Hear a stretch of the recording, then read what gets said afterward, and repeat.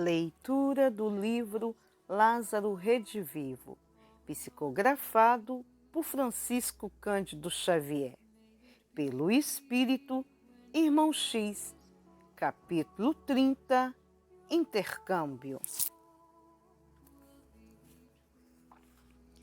Cada criatura tem as companhias espirituais que lhe influenciam a vida.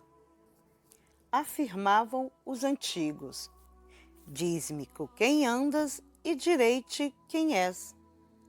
Atualmente, com os novos conhecimentos que felicitam os homens, poderíamos dizer: diz-me o que fazes e direi-te com quem andas. Há companheiros invisíveis de todas as expressões. Presentemente, em face das realizações espiritistas, somente os médiuns confessos são considerados pessoas de convívio com a espiritualidade. Entretanto, a verdade é que ninguém foge à regra.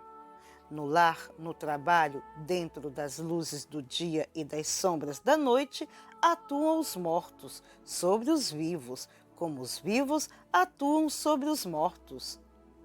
Onde, porém, mais se patenteia a técnica da inspiração é justamente no círculo dos que escrevem. Por isso mesmo, é mais que desarrazoada a crítica desfavorável de escritores e jornalistas diante dos fenômenos das manifestações pós-morte. A estranheza dos beletristas, que se julgam senhores absolutos da arte e da expressão, é sintoma de presunção ou burrice. Desde a Grécia, temos no mundo a história das 9 filhas invisíveis de Júpiter, que presidiam as artes liberais, orientando-lhes as realizações.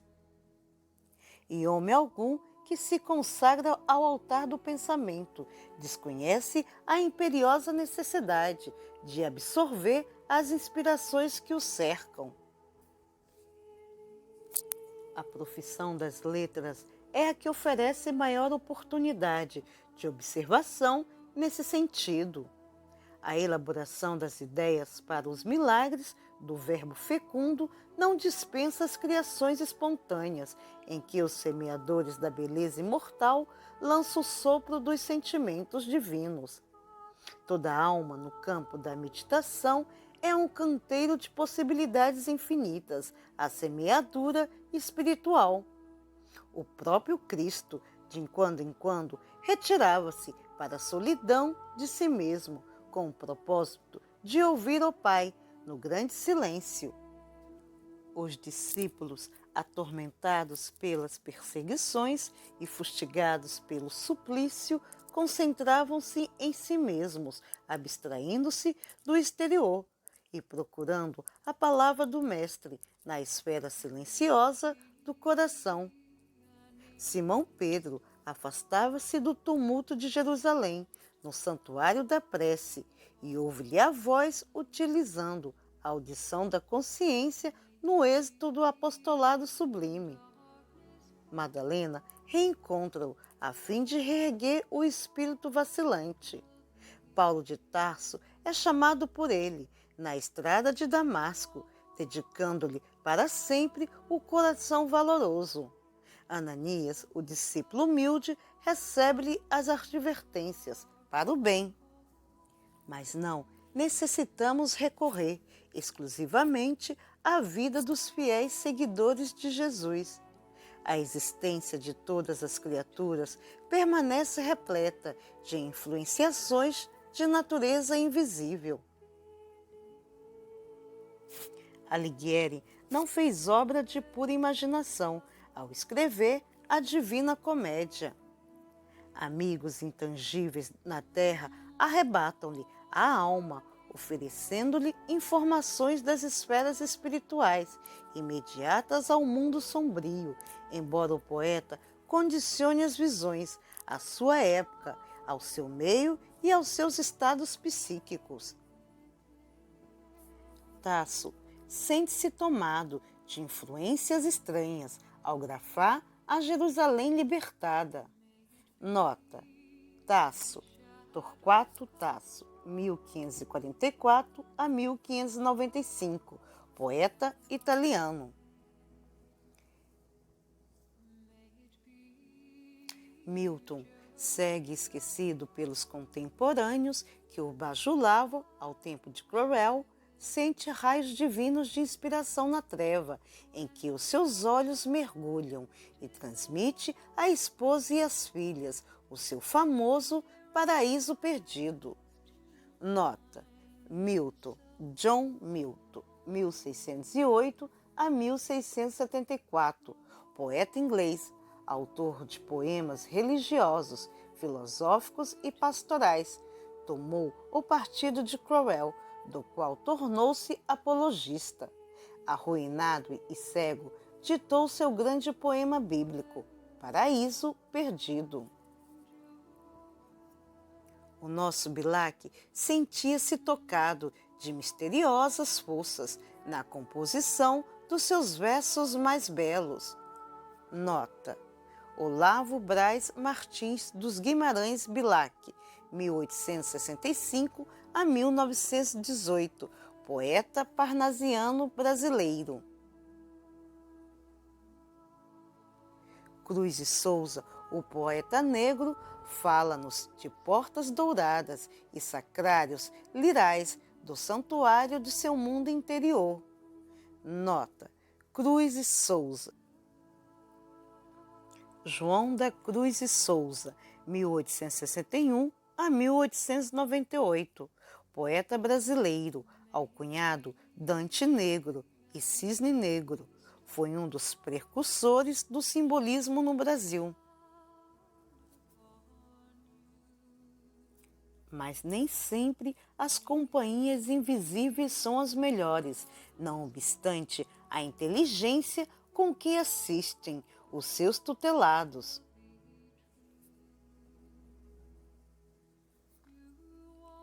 Lord Byron confessava experimentar a mente ocupada por pensamentos grandiosos que não lhes pertenciam e afirmava que era preciso vazar o cérebro ou perder a razão.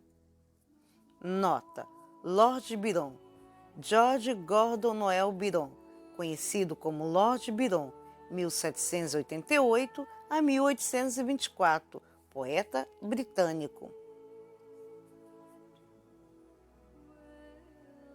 Todavia, os caminhos em que perseverou não foram os mais desejáveis. Camilo Castelo Branco, depois de aproveitar os favores dos amigos desencarnados que o seguiam, cooperando em suas criações mentais e desenvolvendo-as, fornecendo-lhes imagens e sugestões para os seus livros, cheios de lances dramáticos, suicida-se, revoltado ante a cegueira e a velhice. Nota: Camilo Ferreira Botelho Castelo Branco, 1825 a 1890, escritor português, romancista, cronista, crítico, dramaturgo, historiador, poeta e tradutor. Também principal personagem do livro Memórias de um Suicida, psicografado por Ivone Pereira do Amaral. Albino Forjaz de Sampaio, literário de talento brilhante, concorda em atender ao gênio diabólico que lhe inspirou as palavras cínicas, livro demolidor do caráter e inimigo da juventude. Nota: Albino Maria Pereira Forjaz de Sampaio, 1884 a 1949, escritor português. Foi autor de um dos livros mais vendidos em Portugal durante o século XX, Palavras Cínicas, 1905. Antero de Quental, após escrever poemas de inspiração verdadeiramente sublime, deixa-se empolgar pelos alvitres odiosos daqueles que lhe sopram a ideia da morte voluntária, compelindo-o a lesar a confiança divina. Nota: Antero Tarquínio de Quental, 1842 a 1891, escritor e poeta português. Não há pensamento sem origens, como não há rio sem fontes. Os dois mundos, os dos mortos e os dos vivos, interpenetram-se a todos os instantes. Os espíritos encarnados influenciam-nos às esferas de ação, toda vez que escapam momentânea e imperfeitamente do corpo, enquanto os desencarnados atuam sobre eles, toda vez em que os seus pensamentos se voltam para as pessoas, situações e coisas da vida carnal. É impossível evitar o convívio ou o conflito entre as inteligências individuais nos dois planos.